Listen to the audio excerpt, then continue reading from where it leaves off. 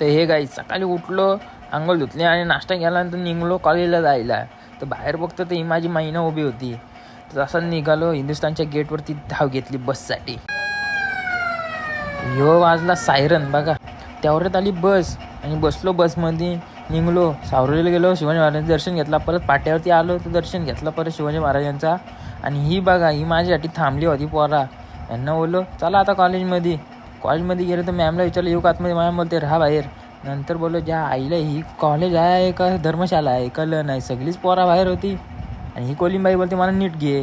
नंतर ही सॉटण्या बघा असं बघतोय.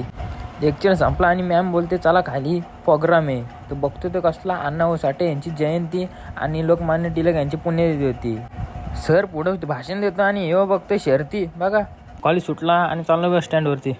बस स्टँडला गेलो तर ह्यो भाई भेटला. ह्यो भाई बोलतो मला पैसे दे. मी बोललो आता सध्या नाही येत. तेवढ्यात बस आली. बसमध्ये चढलो तर बघतो ही मोकाट गर्दी होती. बसमधनं उतरलो, बसलो टॅक्सीमध्ये इसांबे वाट्यावरून. तर बघतोय तो कोणच नव्हता. नंतर पब्लिक आली. स्वरूप भाई बोलतो बकासूर गटपास झालाय. बघितली बकासूरची शर्यत. ह्यो आमच्या काकाचा बंगला काम चालू आहे. नंतर दाखवतो पूर्ण झाल्यावरती. चला बाय, भेटू पुढच्या ब्लॉगमध्ये.